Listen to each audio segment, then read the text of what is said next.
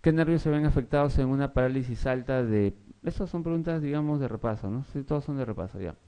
¿Qué nervios se ven afectados en una parálisis alta de plexo braquial?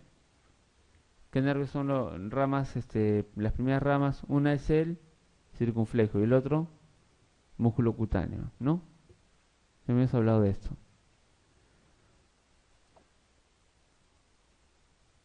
Una pregunta bastante fácil, ¿no? Canal de Bouillon es igual a nervio cubital. ¿Solamente el nervio cubital? ¿Arteria cubital? ¿Quién sigue el nervio? La arteria, ¿no? Arteria y nervio cubital, ¿no? Nervio cubital. ¿Qué zona habíamos dicho que delimitaba el espacio cubital? ¿Qué músculo? Que habíamos hablado por acá, en esta zona. Cubital poste, el cubital posterior. Y a nivel de la muñeca, ¿quién entraba ahí? El pisiforme, ¿no?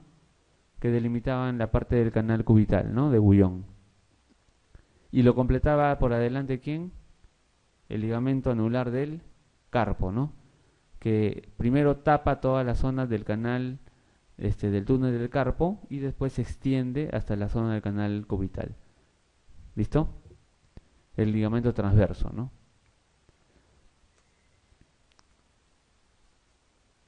¿Cuál de las siguientes, cuál de las siguientes afirmaciones es falsa en relación a la epifisiolisis de la cabeza femoral? Muy bien. Listo. La epifisiolisis. ¿En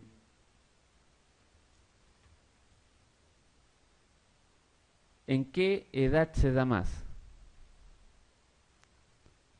En adolescentes. ¿En varones o mujeres?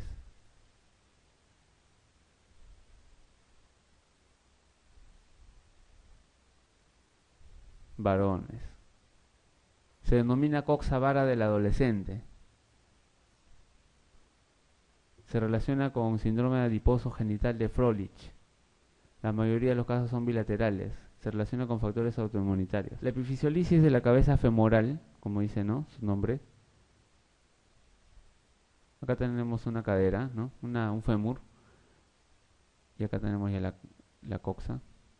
¿Listo? La epifisiolisis, acá está el cartílago de crecimiento, ¿no?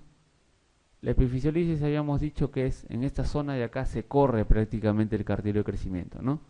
Se desliza, ¿no? Por lo tanto, esto se va a correr. ¿Y hacia dónde se va a correr generalmente esta zona? Hacia arriba y hacia atrás, ¿no? ¿Por qué? Porque el peso del cuerpo va hacia allá. ¿Y qué es lo que va a generar esto? Que se va a hacer vara la coxa, ¿no? Se va a hacer vara, o sea, se va a cerrar. Va a generar un ángulo. Si esto mide 135, va a generar un ángulo 90, porque esto va a subir, ¿no? Se va a cerrar, ¿no? Por eso es que se le llama coxa vara del adolescente. ¿Se denomina coxa vara del adolescente? Sí. ¿Predomina en mujeres? Predomina en varones, ¿no? Entonces esta es la falsa. La mayoría de los casos son bilaterales, los que se presentan en estos casos sí son bilaterales y se relacionan mucho con este síndrome, con los síndromes adiposos genitales, ¿no? O con alteraciones en este caso, ¿no? Generalmente pacientes, ¿no? Con problemas de hipogonadismo, ¿no? Obesos, ¿no? Y está relacionado con factores autoinmunitarios. Hay alguna predisposición con algunas enfermedades que producen disminución, en este caso de las defensas en general. Hay muchas enfermedades y están relacionados con este problema de la epifisiolisis. ¿Ya? ¿El tratamiento cuál es? Tratamiento de reposo, ¿no? En algunos casos tracción, ¿no? Se trata de jalar el fémur para tratar de conservar el eje, ¿no? En algunos casos se ponen también yesos y en algunos casos llega a ser quirúrgico, ¿no?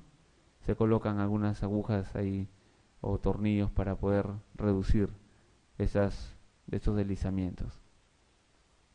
Y acá viene la otra pregunta.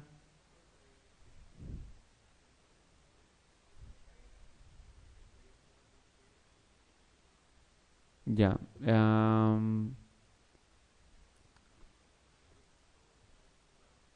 Ya. La displasia congénita es más en... Eso sí no me acuerdo muy bien. Me parece que tiene un cierto pico en mujeres. Me parece que sí.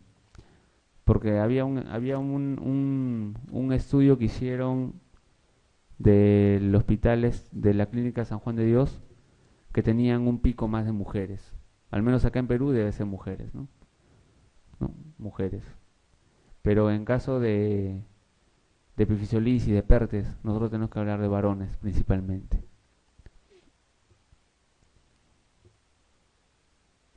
El desplazamiento más frecuente de la epifisiolisis proximal femoral es, ya lo habíamos dicho, ¿no?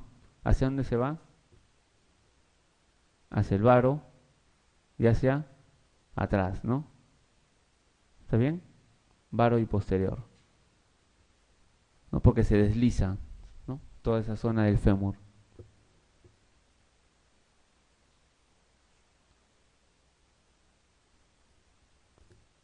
Nos pregunta acá lo siguiente: la evolución clínica más frecuente de una coxa vara del adolescente. O sea, ¿hacia dónde va una coxa vara del adolescente? ¿Cuál es la evolución clínica más frecuente?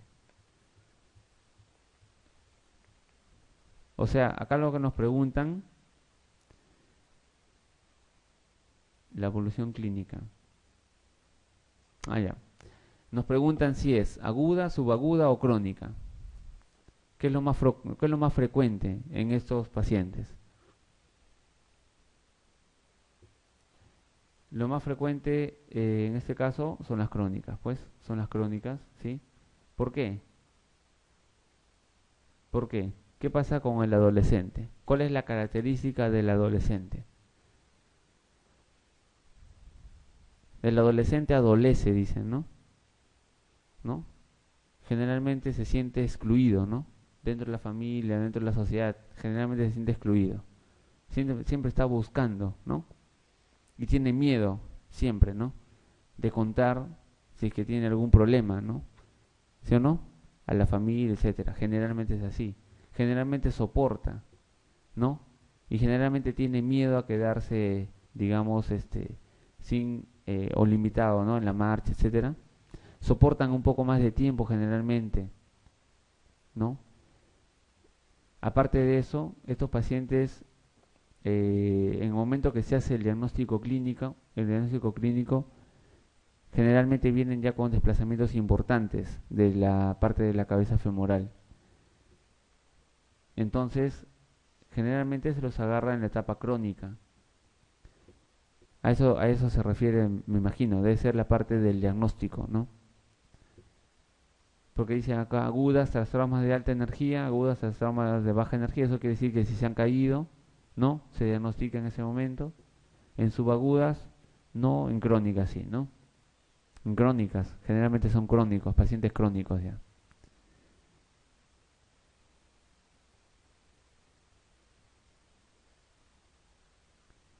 ¿Cuál es el tratamiento de una coxa vara del adolescente desplazada? Si yo tengo un paciente con una coxa vara desplazada, ¿qué tengo que hacer? Reducir. Y si está desplazada, ¿con qué podría? Con tornillitos, ¿no? Como les estaba comentando hace un momento, ¿no? Si están desplazadas, a veces llegan al tratamiento quirúrgico. ¿Cuándo poner una tracción? ¿Cuándo poner una tracción? Cuando todavía no está desplazada, ¿no? Para mantener más que todo la longitud, ¿no? De esa zona. ¿Cuándo hay que reducir y poner un yeso inguinopédico? ¿Cuándo? Cuando pasa mucho tiempo, generalmente el hueso ya reacciona, ¿no? Y forma hueso. forma hueso. Entonces, si yo generalmente agarro a mis pacientes en la etapa crónica, ¿no? ¿Qué es lo que va a pasar en esa zona de epifisiolisis? ¿Actúa como una fractura o no? Sí. ¿Va a haber reacción perióstica, hueso, etcétera? ¿Formación de callo? Sí. Generalmente estos pacientes ya no se pueden reducir con unas maniobras simples de reducción incruenta, ¿no? Entonces hay que abrir y reducir cruentamente, ¿no? Soltar toda esa parte que se ha deformado y fijar con los tornillos, ¿no?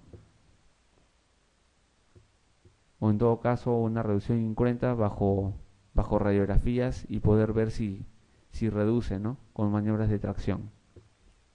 La osteotomía varizante generalmente se hace en pacientes que se detectan en su etapa crónica, pero en la etapa ya de deformación. Cuando se capta a un paciente en etapa crónica, ya con deformación ya instalada, ya no se puede hacer reducción y fijación con tornillos. Se tienen que hacer osteotomías, en este caso, valguizantes, ¿no? Abrir la cadera, o sea, cortar el fémur, colocar placas y reducir en una manera que conserve el ángulo de la cabeza. Y en este caso, inmovilización con escayolas in situ o en escayolas yesos se puede usar en algunos casos, ¿no? Pero generalmente se usa tracción continua, en algunos casos reducción con yeso y la reducción con tornillos, ¿no? En casos crónicos que están instalados.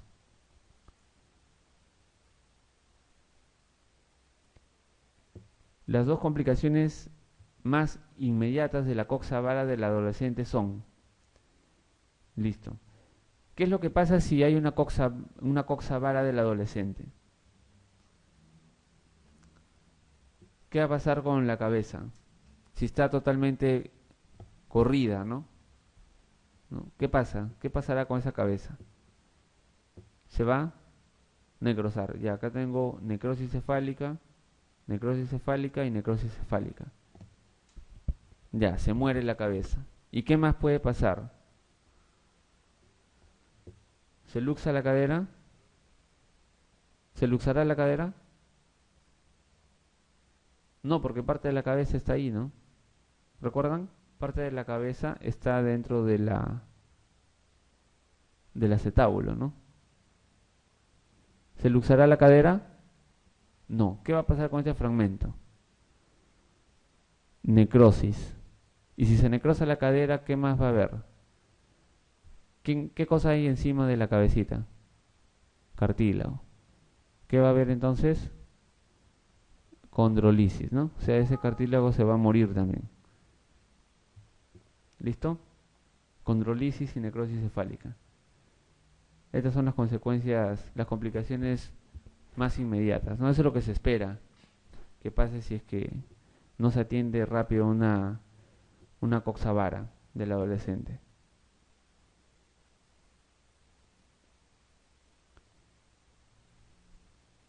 Muy bien. Y eso que habíamos comentado en algún momento también acerca de del porcentaje de las luxaciones congénitas de cadera. En este caso estoy hablando ya de luxaciones, luxación congénita de la cadera, es decir, la cabeza femoral salió del acetábulo desde el momento del nacimiento o durante, digamos, durante los primeros meses, ¿no?, de nacimiento, que se puede diagnosticar, como habíamos dicho, inicialmente con una ecografía y después de los 5 o 6 meses con una radiografía, ¿no? La luxación congénita de cadera se presentan como verdaderas luxaciones estructuradas al nacer. ¿En qué porcentaje? O sea, ¿en qué porcentaje voy a descubrir desde que nacen que está luxado, está fuera la cadera? O sea, yo voy a tocar la cadera y está fuera. O sea, no necesito hacer ni siquiera ortolano y Barlow. ¿En qué porcentaje? O sea, estructuradas. No. O sea, ¿yo por qué hago ortolano y Barlow? Porque está visible o porque está fácil de diagnosticar o difícil de diagnosticar. Difícil de diagnosticar. Entonces por eso hacemos ortolano y Barlow, ¿no? ¿Y en cuántos pacientitos hemos encontrado que la cadera tocamos y está afuera? ¿Recuerdan ustedes? Yo en mi internado no recuerdo ninguno. después ya no, bueno, y en la práctica, digamos, el tiempo que estuve de médico general tampoco no recuerdo haber encontrado ninguno fuera en la cadera. ¿Ustedes recuerdan haber encontrado alguno fuera de la cadera, así desde el nacimiento, estructuradas? No, ¿no? Se descubre, ¿no? Generalmente, ¿no? ¿no? Y se van y a veces sí, ¿no? Entonces quiere decir que es muy baja el porcentaje. Y se menciona que va hasta el 2%. Hasta el 2%. ¿Ya? Muy bien. La luxación congénita de la cadera suele producir. Ya. ¿Qué produce la luxación congénita de cadera? Este es un acetábulo.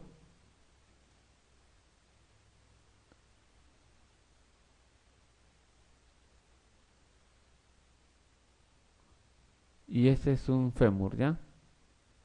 ¿Listo? Esta es la cabeza femoral. Tiene 6 meses el paciente de edad. Y este es el núcleo de crecimiento femoral, ¿no? Normal, ¿no? Acá hay cartílago de crecimiento y acá aparece de nuevo el fémur. O sea, este es un fémur normal. ¿Qué pasa cuando hay una luxación congénita de cadera? Esta cabecita está fuera de su sitio. ¿Está bien? O sea, ¿está qué cosa? Luxada. No está en el medio, ¿no? Está fuera de su sitio. Como está fuera de su sitio, en la radiografía, ¿no? Se hacen unas líneas acá, ¿no? ¿No? Se hacen unas líneas y se ve. Según esas líneas, yo sé, está fuera de su sitio, ¿no? Mido acá también con unas, ¿no? Con unas líneas que nosotros marcamos y ya está. Sabemos que está fuera de su sitio. Está fuera de su sitio. ¿Qué va a generar que la cabeza salga hacia arriba? Cuando pase el tiempo y si el paciente no se trata, esto va a quedar así.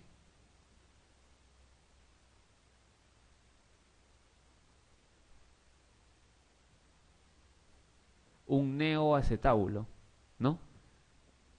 Y la cabeza, que debería tener un ángulo de 130 aproximadamente, tiene un ángulo de 150, 160. Así este ángulo, está chueca mi línea, no sé por qué no me sale derecho.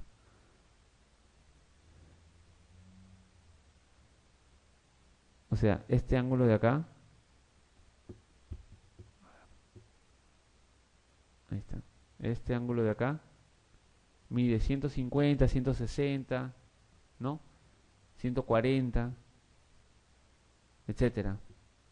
O sea, la cabeza, la cabeza femoral se hace vara o valga. Valga, ¿no? Entonces es una cadera valga, ¿no? Y el acetábulo, aparte que forma un nuevo acetábulo, se hace plano. Se hace plano. Entonces, acá tenemos que la coxa también, ¿no? La coxa se hace vara o valga. La coxa, o sea, el acetábulo. También se hace valgo, ¿no? También se hace valgo. Entonces, la luxación congénita de cadera suele producir coxa valga, como dice acá, y anteversa, ¿ya? La coxa también se hace más anteversa y se hace valga, ¿no? ¿Listo?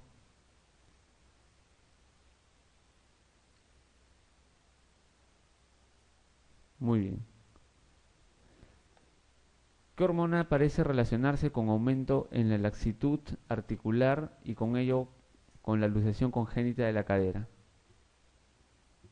¿Qué hormona se relaciona generalmente con laxitud? Los estrógenos, ¿no? En las mujeres, ¿no? Generalmente. Yo les puedo hablar de la incidencia de acá nomás de Lima. No, tenemos un pico un poco más aumentado en mujeres. Pero a nivel mundial, me imagino que también debe ser mujeres. El porcentaje exacto no lo tengo. Tendríamos que revisar eso. Tenemos que revisar eso. ¿Qué signo exploratorio de la cadera del recién nacido, de ser positivo, indica un mayor grado de inestabilidad? Muy bien, nosotros habíamos hablado del ortolani y el Barlow, ¿no? Cuando hacemos ortolani, ¿qué estamos buscando? ¿Luxar o reducir?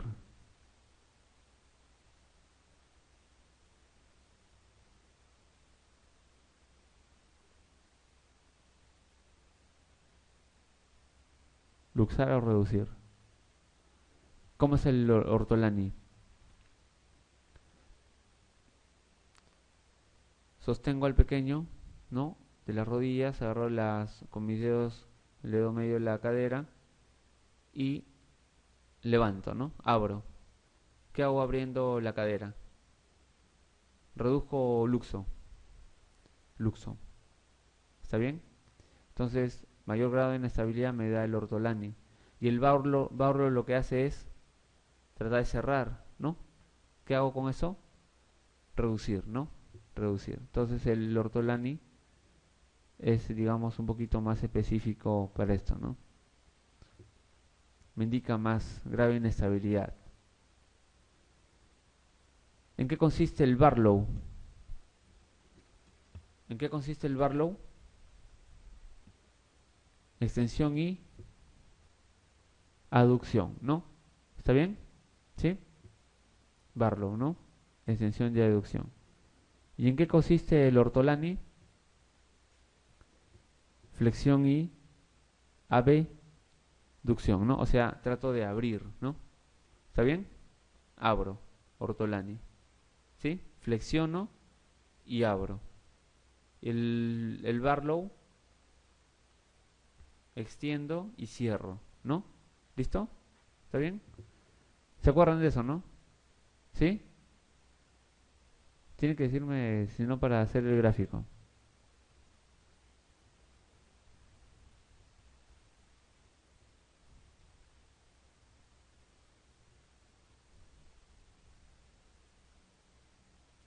Ya. ¿Esto qué sería? ¿Esto qué sería? Ortolani, ¿no? ¿Está bien? Ortolani. O sea, flexiono las rodillas y trato de abrir, ¿no? ¿Y qué va a pasar? La coxa está acá, ¿no? La coxa está acá, que está el isquio, que está el ¿no? Y acá está la cabecita femoral. Y la voy a tratar de sacar, ¿no? Y el Barlow, lo que hace, ¿qué cosa es? ¿No? Extiendo y cierro, ¿no? Extiendo y cierro. Ya, entonces acá sería flexión y abducción.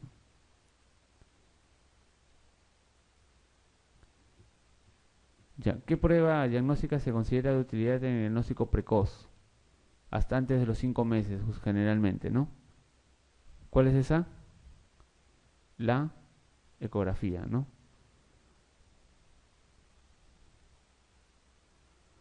Muy bien. ¿Qué porcentaje de éxitos se consigue con el diagnóstico y tratamiento precoces de la luxación congénita de la cadera? ¿Qué pasa si yo o ustedes, digamos, diagnostican un paciente al mes y lo manda a tratar y se inicia el tratamiento al mes y medio, digamos? ¿Con qué tasa de éxito, digamos, se podrá sanar a este niño? O a los 5 meses se descubre y se manda a tratar. Un 95% de éxitos, ¿no? O sea, casi todos, ¿no? Casi todos se consigue, digamos, el éxito, ¿no? De esos tratamientos.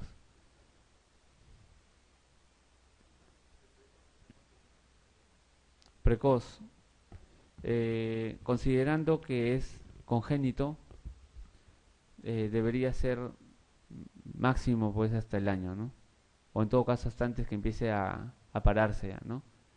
Considerando pues precoz sería lo ideal dentro de los 6 primeros meses, como dicen las guías, ¿no? Hasta los 9 meses en algunos casos, ¿no? Que pasa que las guías también acá varían bastante, ¿no? Pero precoz llamaríamos hasta antes que se paren, ¿no? 9 meses vamos a poner acá. ¿Qué signo radiológico no es característico de la luxación congénita de la cadera? ¿Cuál signo no es característico? Vamos a ver. Si yo tengo luxación congénita, va a haber migración proximal y lateral del cuello femoral. O sea, el cuello femoral se va a ir hacia arriba y se va a ir hacia afuera. O sea, se va a hacer valgo el cuello. Sí. Y la coxa también, ¿no? Recuerden que era así, vara, y después se abre, ¿no? Se hace valga la coxa también, ¿no? Entonces, esto sí. Osificación precoz de la cabeza femoral, o sea, ese núcleo de la cabeza se va a hacer rápidamente, se va a formar la cabeza, o estando afuera se va a demorar para osificarse. Estando afuera se va a demorar para osificarse. Entonces, osificación precoz de la cabeza no es un signo radiológico de esta enfermedad. Cótilo displásico, o sea, el acetábulo plano y verticalizado, tiene, sí, así es. Falso acetábulo o neoacetábulo, situado encima de lo normal, así es. También presenta en la luxación congénita de la cadera un acetábulo plano y verticalizado. Y falso, ¿no? Arriba. Listo.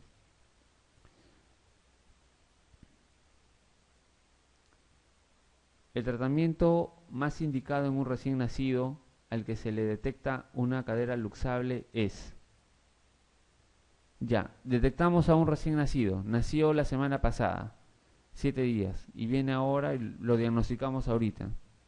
Y decimos, es una cadera que está luxando, se luxa.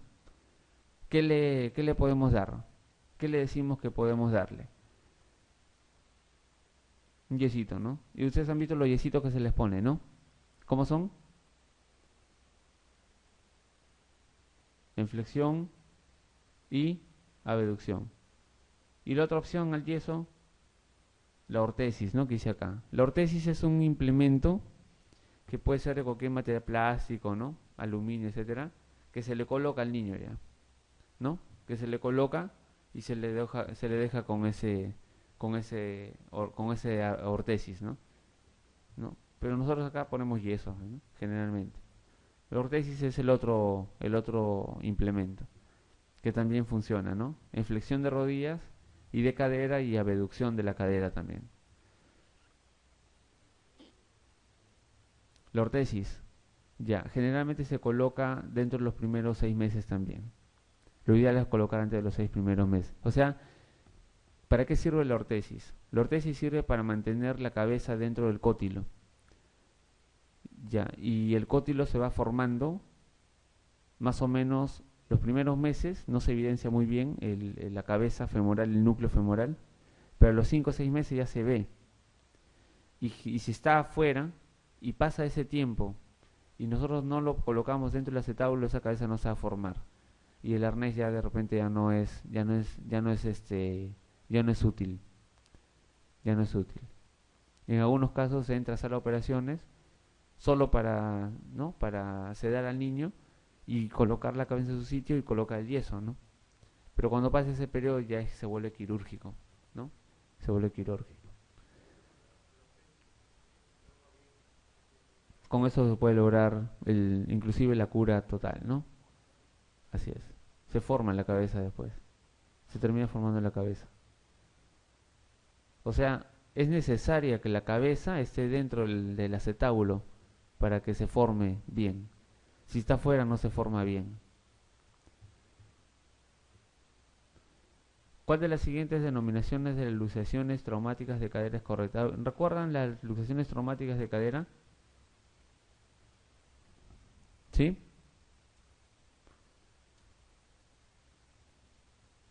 ¿Recuerdan o no?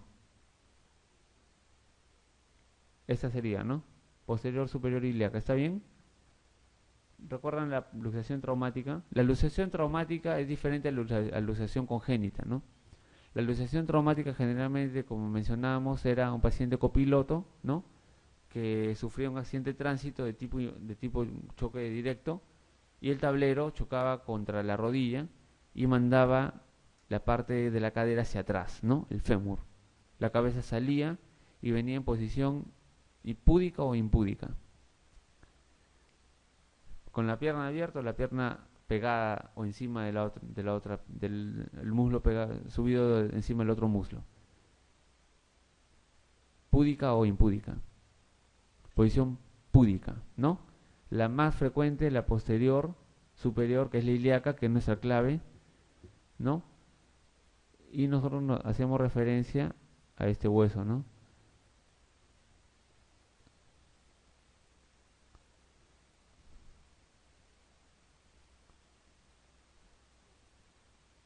Este es el pubis, ¿no? Pubis. Y habíamos visto que hay 4 posiciones, ¿no?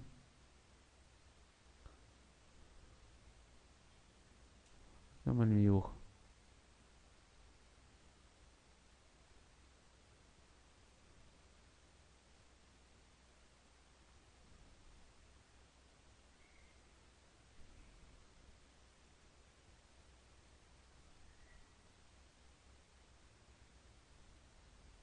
Y ahora sí.